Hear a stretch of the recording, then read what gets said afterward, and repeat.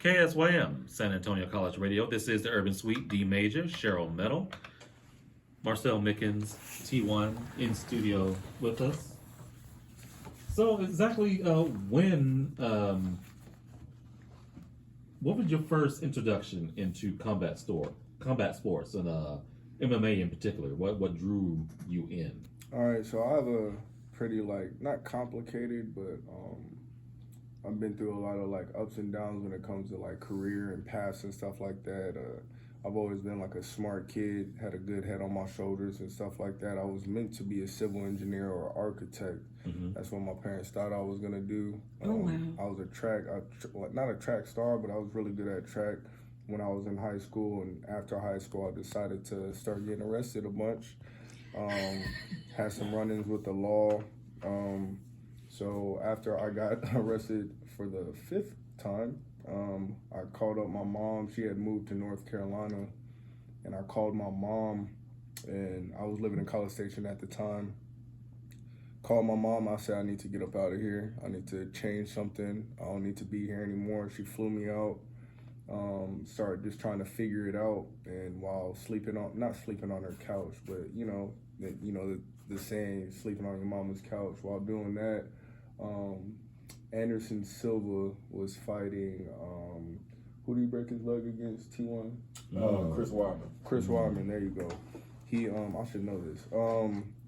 He broke his leg. I remember she dropped me off at Buffalo Wild Wings, and he broke his leg, and for some reason it lit a fire in me because Anderson Silva was considered unstoppable at the time. Oh yeah. So I saw that and I was like, man, I could do this. I could do this. The next day I was in a gym, and then he saw my talent. He saw I was kind of athletic and stuff like that. Mm-hmm. Kenji Sekosi out of Raleigh, North Carolina. He probably won't hear this, but shout out to him. He found me a fight. I trained for 8 months, and I got my first fight. I was always big on the Bruce Lee movies and, Ninja Scroll, anime, Dragon Ball Z, Yeah. And, I've always been interested in, fighting and WWE. My dad loved WWE growing up, and I always thought the MMA was brutal, Mm-hmm. and then I don't know what it was that night. It just lit a fire after seeing one of the best combat athletes go down like that, and just I've been addicted ever since.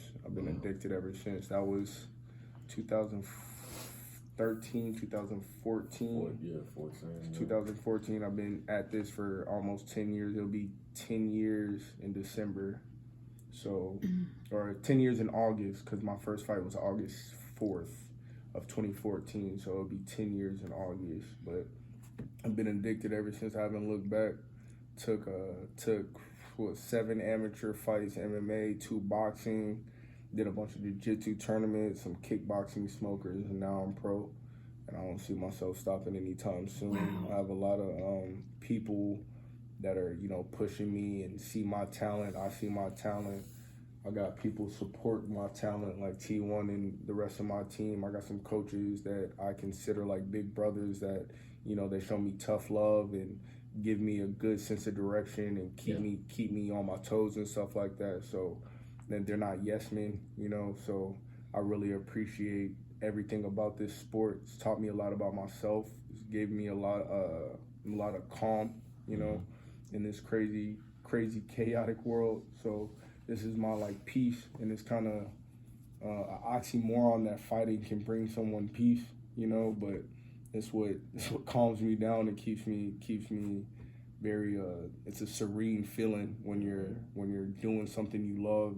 Yeah. And I don't know, I don't see myself stopping anytime soon. After I'm retired, I'll probably try to get a coaching spot under my head coach or something like that, and I'm gonna keep it going, man. I got a special attachment to this sport, so I appreciate it so much. It changed my life. It got me out of trouble. I probably would be dead or in jail, on the path that I was going on. It's brought me a lot of peace. So how did you come across T1 and the team here in San Antonio? How did that come about? So I was with another gym, and things didn't so much work out, and I'm really cool. I didn't so much know T1 at the time, but I knew of Pete Spratt. I've never had a black coach.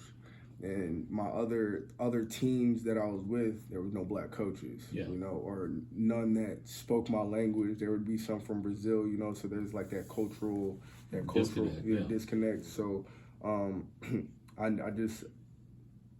know. I just something drew me to Pete Spratt. Both coaches are black, and I just knew they'd have my best interests at heart. Yeah, and I haven't made a better choice. In my opinion, they really got it down to a science, and I really appreciate them. I just something drew me to them. Me and CJ Vergara, he's our UFC fighter. Me and him had been cool, and he's been with Pete since he started this. Yeah. So I was like, there's a reason why he hasn't moved camps, so I found home there, and they brought me in. Pete kind of looked at me sideways because he's actually fought one of my old coaches before, and there was kind of like that weird bringing in, like, filling out interview process, but now me and him, he's, like I said, he's like my older brother, like an uncle to me. I feel like he got my best interests at heart, even if he's kind of hard on me and stuff like that. I know he got my best interest. He just wants me to do well, so I want to represent well. So Word. Yes, sir. How much work have you been putting yourself through to get ready for this particular bout? Man, it's an everyday thing. I might take if you got to listen to your body. That's kind of the misconception behind MMA, that we're in the gym 24/7. We're pushing ourselves to the brink. But I try to get as much work as possible Monday through Saturday, sometimes Sundays, depending on what my teammates are doing. But it's about six times a week, 2 times a day. You get your cardio in, you do your technical work, you do your different disciplines, wrestling, jiu-jitsu, striking, stuff like that. So it's a pretty rigorous process. It's a pretty hard process, but once you get in that rhythm and get in that groove, it's just another day in paradise. So I train about 6 times a day, 7 if it's like a easy, like a, what do you call that? What do you call like arrested cardio, or like you do something chill, like swim or something like that. That's not too intense, and you try to stay active as much as possible. But I listen to my body. I'm one of the fighters that listens to his body. If I'm hurting a little bit, I'll take a little bit, because you don't want to damage your body to where you can't fight anymore. So exactly. I try to get as much work as possible, but as an MMA fighter, you gotta listen to your body and take those rest days. They're just as important. Oh yeah, you don't want to overstress before you even get into the ring. Right. That's definitely important. Yes, sir. Hey y'all, stay tuned. We've got more with Marcell Mickens with T1 as well. We're about to go deep in the trenches with DJ Mercury. He has a great, rare 90s hip-hop mix coming up. So y'all, stay tuned. More coming up, y'all. Hope y'all enjoying your Monday. We definitely are here. Keep it locked. This is the Urban Suite, KSYM, San Antonio College Radio.